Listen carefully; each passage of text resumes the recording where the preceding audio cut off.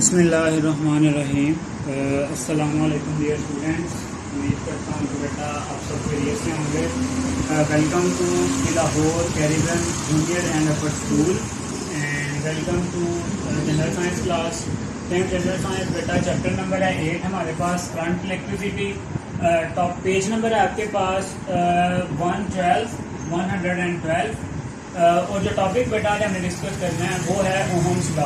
Last lecture में बेटा हमने पोटेंशियल डिफरेंस डिस्कस कर लिया था, उससे पीछे हम करंट को, इलेक्ट्रिसिटी को काफ़ी डिटेल में डिस्कस कर चुके हैं।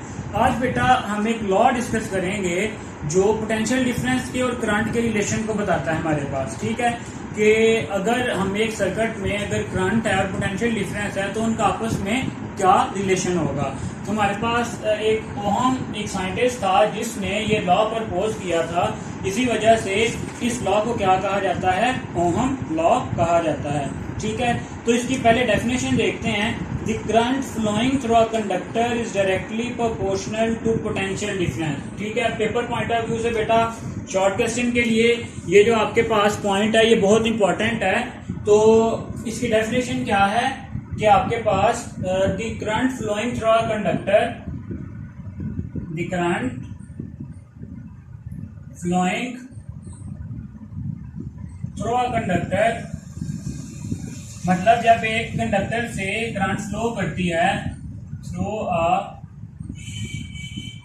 Conductor is directly proportional to potential difference, is directly proportional to potential difference। ठीक है कि आपके पास जो कंडक्टर, किसी कंडक्टर से गुजरने वाली जो करंट है वो उसके पोटेंशियल डिफरेंस के डायरेक्टली प्रोपोर्शनल होती है। ठीक है, अब डायरेक्टली प्रोपोर्शनल से क्या मुराद है कि जैसे ही आपके पास पोटेंशियल डिफरेंस बढ़ेगा करंट भी बढ़ जाएगी, जैसे ही आपके पास पोटेंशियल डिफरेंस कम होगा करंट भी कम हो जाएगी। लेकिन यहाँ पे बेटा एक उसने जो है वो एक बैरियर लगा दिया है, and providing the temperature and physical state of conductor does not change. ठीक है, प्रोवाइडेड टेम्परेचर मतलब ना टेम्परेचर चेंज हो एंड जो फिजिकल स्टेट है कंडक्टर की, and physical state of conductor not changed.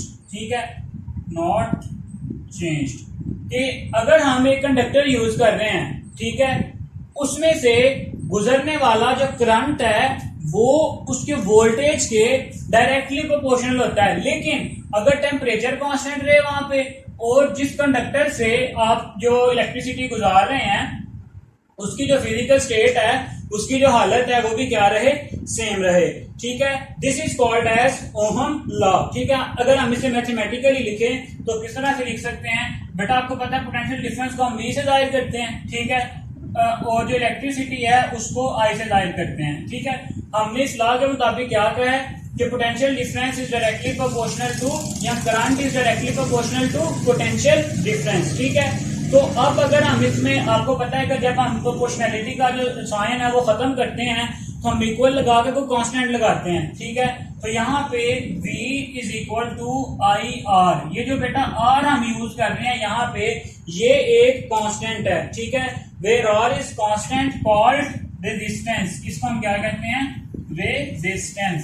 ठीक है, चलें शॉर्ट क्वेश्चन है, बहुत important. What is ohm law, give its mathematical form. ठीक है, तो यहाँ पे where R is constant called resistance conductor, from ohm law we can determine the value of any unknown quantity by. अच्छा, अब देखें, अगर हमें दो इन वैल्यूज में से किसी भी दो वैल्यूज का पता हो तो हम जो है वो तीसरी वैल्यू कैलकुलेट कर सकते हैं। फॉर एग्जाम्पल, अगर हमें वोल्टेज बता दिया जाए और हमें रेजिस्टेंस बता दी जाए तो हम जो करंट है वो किस तरह कैलकुलेट करेंगे, I is equal to V over R। ठीक है, इसी तरह से अगर हमें जो है करंट बता दी जाए और वोल्टेज और जो है वोल्टेज बता दिया जाए तो हम रेजिस्टेंस भी कैलकुलेट कर सकते हैं। किस तरह से, resistance is equal to V over I।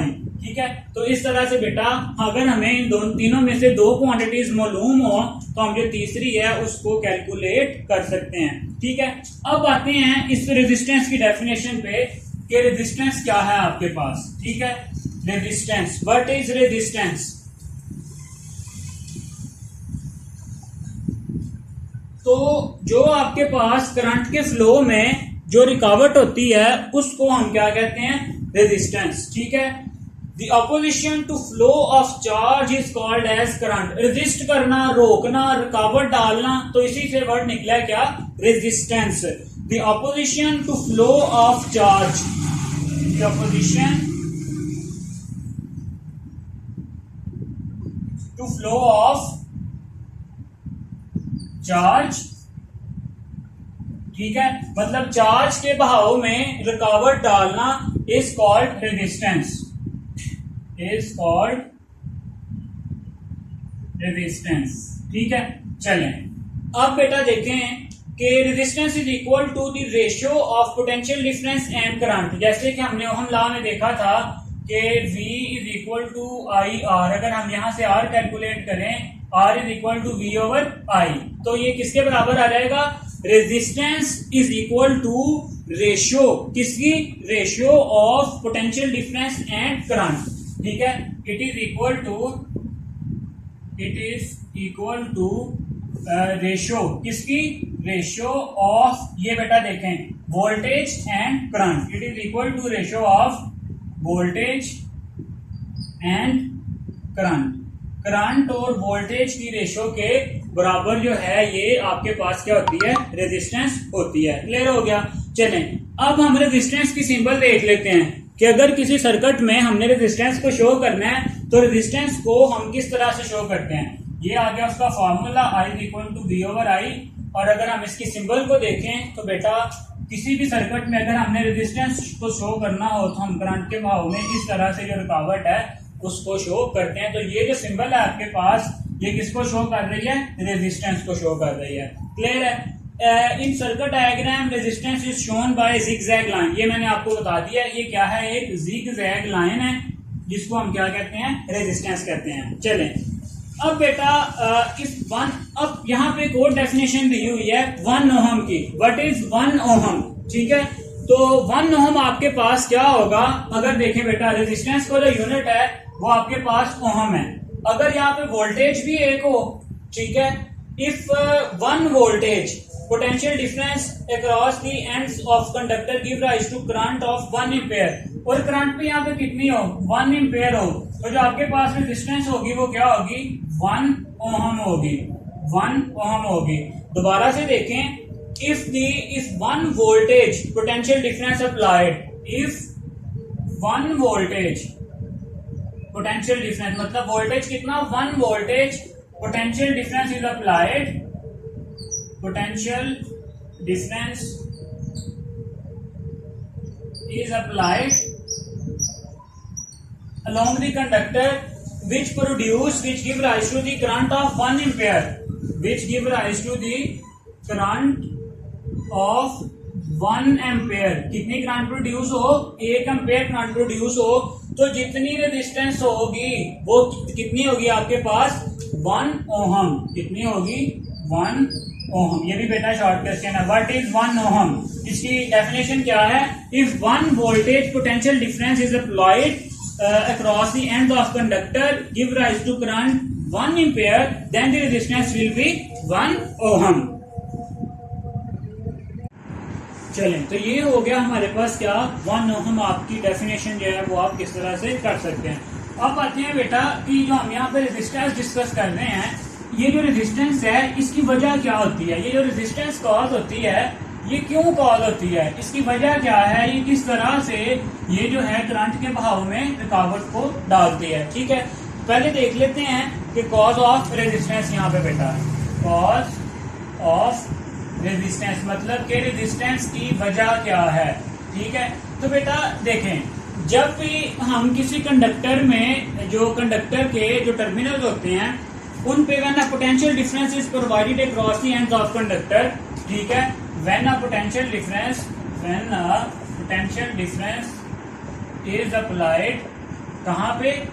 Is applied across the ends of what?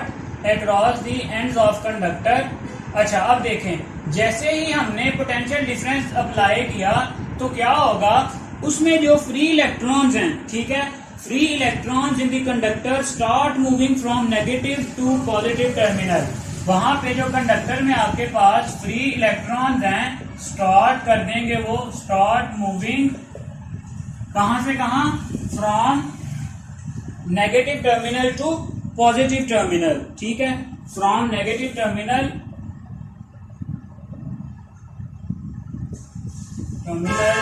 To positive terminal, ठीक है।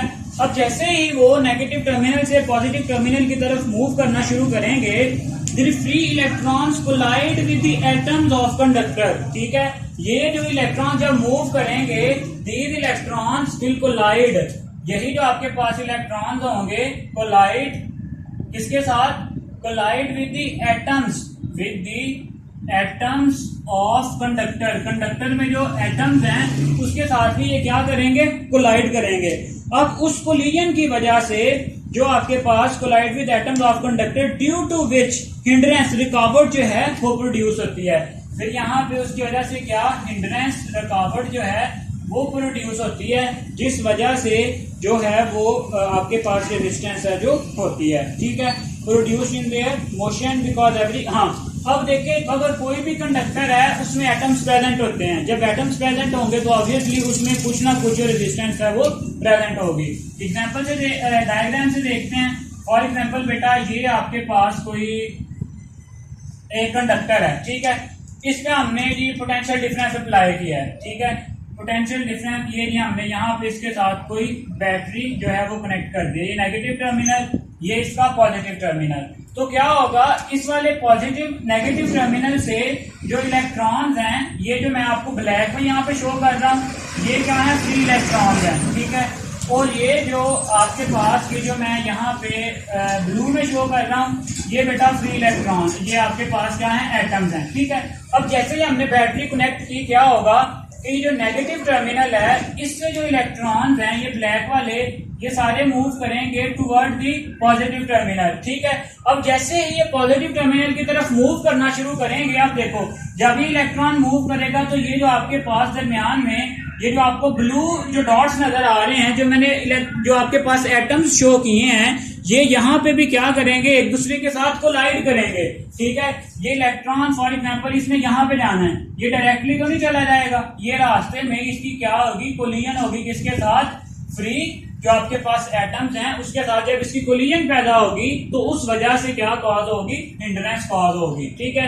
इसी को हम कहते हैं कि जो बहाव में क्या है, ये जो फ्री एटम्स हैं ये क्या है, बहाव में एक रुकावट के तौर पे काम करते हैं, ठीक है। चलें, ये तो हो गया बेटा आपके पास ओहम लॉ क्या है।